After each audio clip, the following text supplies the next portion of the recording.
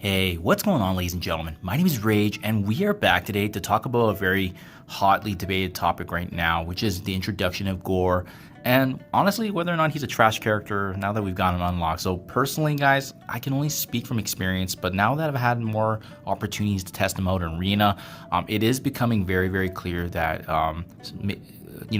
his mechanic with removing charges, especially from a notable character such as Black Knight, if that fails in a battle, it can be very, very detrimental, and it could actually very well result in a loss if it's not played out correctly, right? But having said that, guys, I do want to share some insight on how we can decrease the chances of that happening, so increase the opportunity for him to land his ultimate successfully. And at the same time, let's talk about how that's going to be changing here very soon, because remember, Thanos Endgame is coming next week. I did not expect obviously Gore to completely reshape this meta, but he is pushing some characters out. You can see right now, I'm still sitting in the top 10, and I got some more gameplay for you guys just to see how we're doing against these teams. But he is staying strong in the defensive side. But the good news is, if you do have Gore mixed in with Gladiator, you should be able to punch and take down some of the best teams that are on defense right now. I think the only exceptions is any teams that have Mephistos. So again, I'm coming from a very limited experience trying him out here, but from what I've seen anyways, most of these defenses can be taken care of, which has been, for me, very, very satisfying, especially now that we've been milking the 500 power cores per day. And then if you guys saw my post from yesterday, I was able to luck out and I actually got a 100 shard drop of Gladiator. So that's just, some of the little bonuses of having more of these orb fragments and so forth. And I've been pretty happy with him personally. But before I show you some additional gameplay, guys, let me just talk about real quickly here why his abilities are failing, right? You have to remember, Black Knight has a very, very impressive resistance check at the very beginning with his charges, and Gore, his focus is going to be scaled based on the number of the Annihilator characters that's actually on his team. So you can see here, he gains an additional 250% focus for each Annihilator ally. So obviously that's going to have a factor.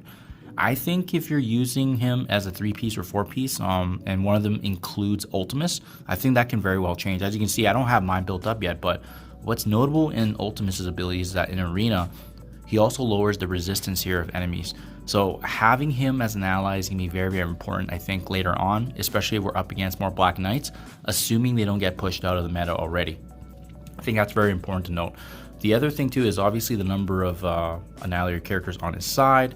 I personally swapped him from a Raider to ISO 8 Striker, just given his low star levels. That seems to be helping, but again, it's not perfect. And I think all that's going to be dependent upon, again, the number of characters you have on your team and how that's going to look when Thanos Endgame comes. But yeah, if you guys have been experimenting, let me know what works for you. But it's been hit or miss for me. As you guys can see in the Arena right now, the main teams have been these different synergies here of Gore with Gladiator, and then sometimes Black Knight is on defense, sometimes he isn't. Let me just try to hit refresh here. We can see the fourth team. Yeah, this Mr. Vor over here, he does not have Black Knight on defense. So these are kind of the main defenses that we're seeing. Personally, for myself, this is what I'm using, and it's staying in the top 10, which is Black Knight next to Gore. We got Old Man Logan in the middle, and as well as Apocalypse and Gladiator to the right. So Super Skrull is actually the odd man out, which is surprising because I would have thought it would have been Black Knight or Old Man Logan. But anyways, guys, that's just my 2 cents anyway. So far it's been working for me. I've been pleased with the results because I've been able to stay in the top 10 and taking advantage of the power cores. But I think depending on which arena bracket you're in, if you're in a later game and there's a lot more Mephistos, definitely that's a problem. I don't think Gore is the complete package, but I do think he is bringing an edge on offense here that I didn't have before, and I have been able to take down any kind of mirror match depending on who I'm up against. So again, I got some footage for you guys here just to showcase, but personally for myself, I'm pretty happy with him in the meantime. But again, would I have loved him to overperform more? 100%. It's just the biggest thing is landing his ultimate and being able to strip away those charges, and maybe he's going to get a buff in the future. Maybe it gets more consistent, but also keep in mind, we don't have the full complete team yet, so I don't want to make an assessment or conclusion just yet by saying right away he's trash. I think there still needs to be more time. We know Thanos is coming next week anyways. I think that by then I'll make a pretty firm assumption, and I'll also hopefully by then have my ultimates built up as well so we can test that out, because I do think Silver Surfer is kind of the odd man out. Let me know what you guys think in the comments below, but again, I got a gameplay footage here of a battle, once again, of this team completely dominating. Let's get right to it. Okay, so if you're like myself and you are worried about that resistance check, I have been actually purposely targeting teams that don't have a Black Knight. It seems to be an easier matchup for myself, at least then we don't have to worry about it. And as you can see, what we've done is we've actually included Black Knight and Squirrel on our team. So we actually took out Old Man Logan. We won't be needing him. So ideally, if you have this mixture, hopefully you should be going first turn. I think it could just be a toss-up of RNG, but regardless, both the Gores are going to cancel out their charges, as you'll see here.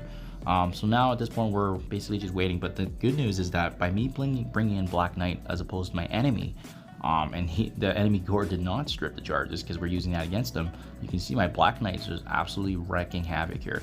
So regardless if you use the ultimate or not, Apocalypse isn't going to get his turn right away just because that Gladiator is still above 50%. But you can see it already right away. Their team is half dead thanks to our Black Knight retaliating. So having a big Black Knight is going to be very, very pivotal. This is what I was saying before. I like it when the arena is going to be a rock, paper, scissors matchup because you're going to be needing to match, what is the enemy giving us and what can we use in our arsenal. So you can see at that point, we go ahead, we use a special, and it's pretty much game over right here. Even though they have an Old Man Logan, so as long as our Gore has, well, he lost his charges, but he's still able to prevent him from getting bleeds across any Annihilator allies on our team, right? So you can see right there, boom, boom, and then eventually you're gonna get back to Apocalypse's turn anyways, and then you just finish him off with his Falcon Punch. So at this point, if it's just 5 or 4 on Squirrel, super easy. You can see it's just a complete cakewalk, guys. So this is what I mean. This is a dynamic of what Gore gives to us on the offensive side. So that's why I've been pretty happy. Again, this was captured right before I got attacked, back to top rank number 7. But end of the day, yeah, I've been pretty happy, guys. And again, I've just been taking advantage of power cores and milking it. And that's the game plan right now until Thanos. So honestly speaking, if it was up to me, I think we should wait until next week, see how it goes before we make any judgments here right now, because we've seen a lot of promising results right here. I'm not really someone that likes to, obviously count my chickens before they hatch, but, have they lived up to the expectation of granting us, additional power cores? Have they risen my ranks ever since they released? 100%. So I can't complain just yet, ladies and gentlemen, but again, I do understand each and every person's arena experience is different, as I've been seeing from the comments, Reddit, and community. But I'll keep you guys up to date as we hear more. Thank you for your time as always, and I'll catch you guys in the next one.